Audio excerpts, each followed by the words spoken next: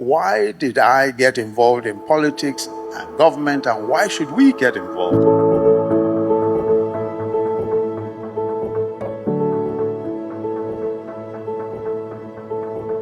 I had about 3 or 4 core reasons.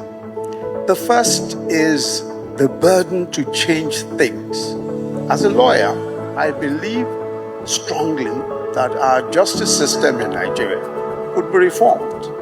I and many others were particularly concerned about delays in the trials in civil and criminal cases, making justice too expensive for many litigants and sometimes causing accused persons to spend years awaiting trial.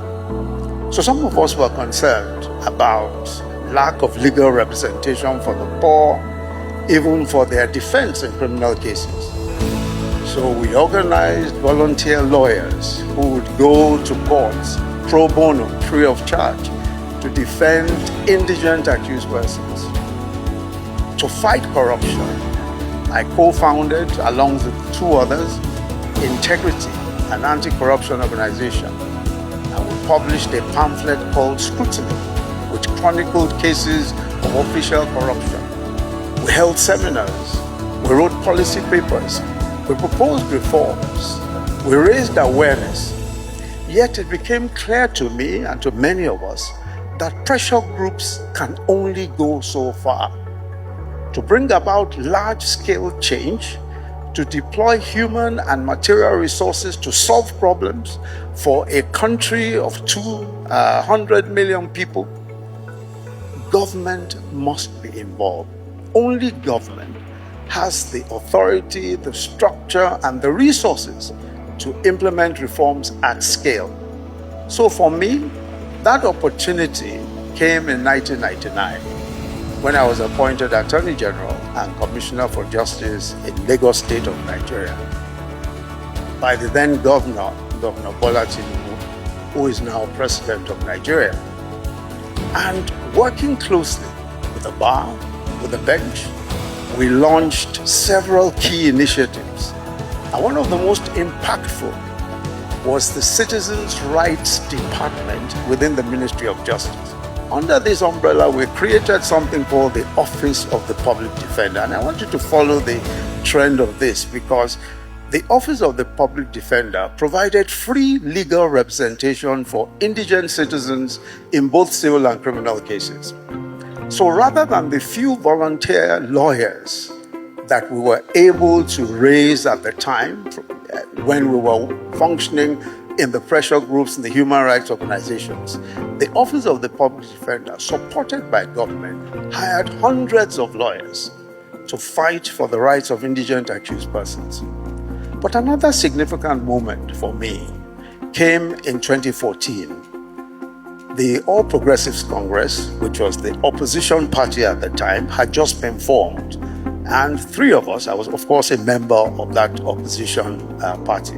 3 of us, a gentleman called Professor Pat Utomi, Mr. Wale Edun, who is now the Minister of Finance and Coordinating Minister of the Economy, and I were asked to write a social investment program into the APC's manifesto at the time.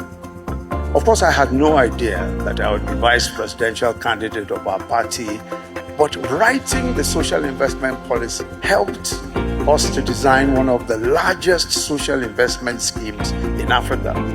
It included, again, a homegrown school feeding program. Then also we had the government enterprise and empowerment schemes. We had these things called trader money, farmer money and all that, giving microcredit to the informal traders.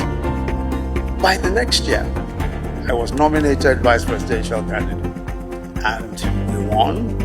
I had the privilege of overseeing those programs from 2016 to 2019. At their peak, we were feeding 9.6 million children daily in public schools. We had farmers, we had cooks, we were hiring over 500,000 graduates and non-graduates and providing microcredit to 2.4 million informal traders. If we had remained outside of partisan politics, the meaningful impacts that we managed to make would never have materialized.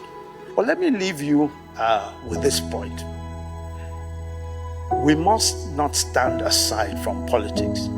In a democratic society, if we seek real structural change that touches the roots of inequality, of poverty, of injustice, and underdevelopment, then we must engage not just as critics but as participants.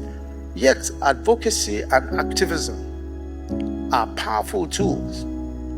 They raise awareness, we apply pressure and shift public opinion.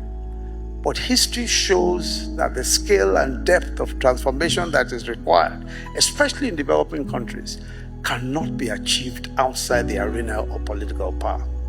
Some may argue that politics is dirty, should be avoided, but that moral distance itself, however well-intentioned, leaves a vacuum. And vacuums, as you know, especially in politics, will never be empty for long. It'll be quickly filled by opportunists, by incompetent people. And so those who have no vision for the good of the country become the leaders. Then we who stepped aside become complicit in the rise of leaders who do not care. If those with competence and integrity shy away, then those without will take their place. And they will rule not just over the apathetic, they will rule not just over those who don't care, but they will rule over all of us. And their decisions will outlast their terms and will outlive our silence. So the context is not just neutrality, it's a betrayal of a generation when we refuse to participate because we think that, well, this might soil us one way or the other. Even if we fail, our participation will light a path. It will offer a new model. It will awaken fresh hope. Our example will plant ideas of courage, of commitment, that others will water and grow. And when that happens, what we represent, even if we couldn't succeed, will endure. Our own efforts will endure. But to refuse to participate is to drop the baton in the relay race of our society's development. We don't all have to run in the same lane, but we must all run. The Greeks had that special word for those who do not participate in politics. They were called idiotes. From that word came idiot. I have no desire to disrespect anyone, but the Greeks were very wise people. Thank you very much.